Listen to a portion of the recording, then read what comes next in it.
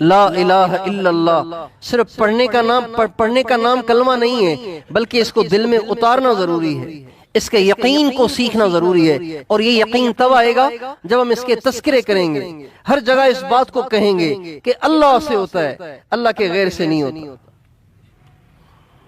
تو اس لیے آئندہ زندگی میں ہم اپنی زندگی کا معمول بنا لیں کہ جب کبھی کوئی حال آیا ہم کسی اور پہ نہیں تھوپیں گے، ہم اسے اللہ پاک کی طرف سے سمجھ کے اللہ پاک کے سامنے گڑ گڑائیں گے اور روئیں گے اور اللہ کے سامنے جاری کریں گے۔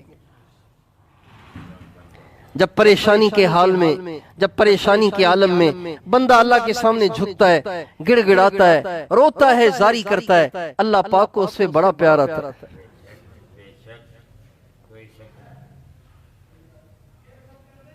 بلکہ ایک حدیث میں تو عجیب بات آتی ہے، حدیث قدسی ہے، عجیب بات فرمائی اس میں اللہ تعالیٰ نے۔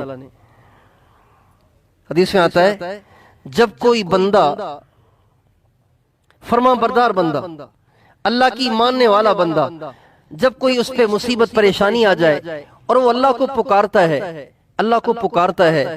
اللہ تعالیٰ کو پکارتا ہے، تو اللہ حضرت جبریل سے کہتے ہیں لا تقض حاجتہ، اس کا کام کرنا دینا، اس کا کام کرنا دینا، فإنی احب ان اسمع صوتہ، میں چاہتا ہوں یہ مجھے پکارتا ہی رہے، اچھا لگ رہا ہے، فإنی احب ان اسمع صوتہ، میں اس کی آواز کو سننا چاہتا ہوں۔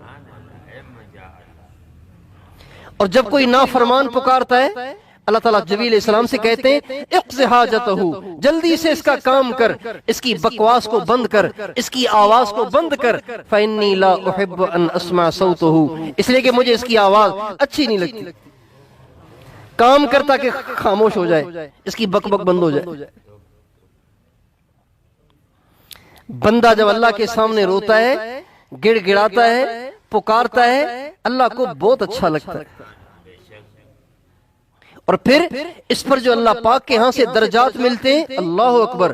حدیث میں آتا ہے وہ لوگ جنہوں نے دنیا میں دعائیں کی، اللہ سے مانگا، اللہ کے سامنے روئے، اللہ کو اپنے دکھڑے سنائے، لیکن ان کے حالات ٹھیک ہی نہیں ہوئے، وہ بیچارے انہی دکھوں میں مر گئے، کل قیامت کے دن اللہ تعالیٰ ان کو بلائیں گے اور فرمائیں گے میرے بندے تو میری نظر میں گرا پڑا نہیں تھا، کہیں تو سمجھے کہ میں گرا پڑا تھا اس لیے اللہ نے میری ایک ہی نہیں سنی، نہیں تو گرا پڑا نہیں تھا، میں تجھے آج ان دعاؤں کے عوض میں بڑی بڑی جنت دینا چاہتا تھا۔ چنانچہ جب اس کو جنت کے بڑے بڑے دعاؤں کے عوض میں انعامات ملیں گے تو وہ تمنا کرے گا اللہ آپ نے دنیا میں میری دعائیں کیوں قبول کی،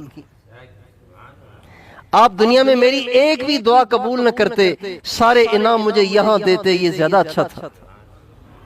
اس لیے ہمیں ہر حال میں، ہر پریشانی میں، بتاؤ کس سے مانگنا ہے؟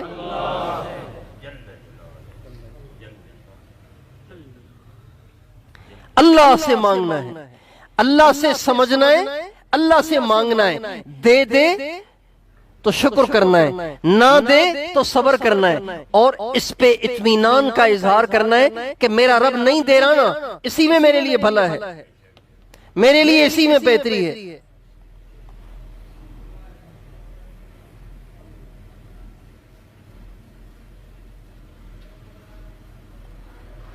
میرے لیے اسی میں بہتری ہے۔ اللہ پاک کی رضا میں راضی رہنا یہ بھی بڑی کمال کی صفت ہے۔ ہمارے ایک بہت بڑے بزرگ گزرے شیخ الاسلام حضرت مولانا سید حسین احمد المدنی رحمت اللہ علیہ، انگریز نے ان کو جیل میں ڈال دیا، جیل میں چلے گئے، اللہ والا دور سے پہچانا جاتا ہے، جب جیل میں گئے تو جو جیل میں قیدی پہلے سے موجود تھے انہوں نے دیکھا اتنا بڑا اللہ والا آیا ہے، تو کبھی کوئی دعا کے لیے آ رہا ہے، کبھی کوئی تعویذ لکھوانے آ رہا ہے، کبھی کوئی وظیفہ لینے آ رہا ہے، تو اللہ کی شان جو بھی قیدی حضرت سے دعا کے لیے درخواست کرتا، اللہ کی شان حضرت کی دعا سے وہ رہا ہو جاتا، تو کئی سارے قیدی حضرت شیخ الاسلام مولانا حسین احمد مدنی رحمت اللہ علیہ کی دعا سے آزاد ہو گئے۔ ایک دفعہ ایک قیدی نے کہا حضرت آپ کی دعاؤں سے اتنے سارے رہا ہو گئے، آپ اپنے لیے بھی تو دعا کریں، سارے رہا ہو رہے آپ وہیں کے وہیں۔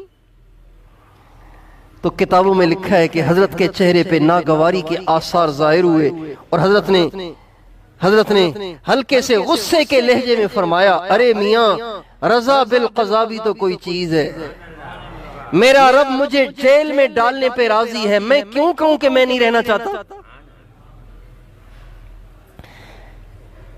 کتنا اچھا نسخہ ہے زندگی میں پرسکون رہنے کا۔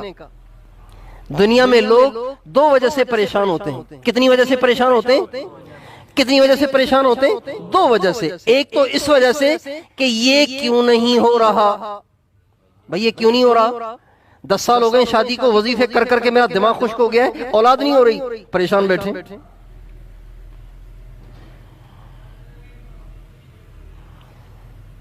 سارا سرمایہ لگا دیا، کاروبار ہی نہیں چل رہا، کیوں نہیں ہو رہا؟ کیوں نہیں چل رہا کاروبار؟ کیوں نہیں ہو رہی مجھے اولاد؟ کیوں نہیں مان رہے میری بچے؟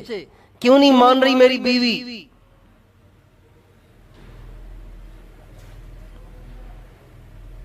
یہ کیوں نہیں ہو رہا؟ یہ سوچ سوچ کے بیچارے گھلتے رہتے ہیں، پگھلتے رہتے ہیں۔ ایک یہ پریشانی، اور دوسری پریشانی یہ کیوں ہو گیا، یہ کیوں ہو گیا، ایک یہ پریشانی ہوتی ہے۔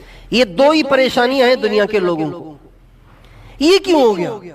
ابھی کوئی مرنے کی عمر تھی، میرا بیٹا تو 25 سال کا تھا، کیسے مر گیا؟ کیوں مر گیا؟